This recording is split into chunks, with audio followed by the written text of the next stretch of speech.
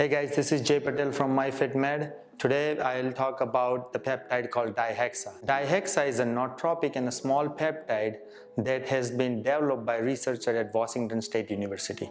Dihexa has found to potently improve your cognitive function and has been studied for diseases like Alzheimer's. It is orally active peptide that works through penetrating the blood-brain barrier. So it easily crosses your blood-brain barrier. It not only helps improve your overall cognition function, but it has shown improvement in repairing the brain damage, so like reversing the brain damage that you may have. Some of the benefits of Dihexa may include improved cognitive function, improved short-term and long-term memory, helps manage depression, improves brain focus, enhancing the creative thinking and social interaction, improved overall mental stamina. If you are someone looking to enhance your overall mental stamina and improving overall memory, Dihexa may be for you. Talk to your provider and see if you are a good candidate for Dihexa, or follow us for more videos.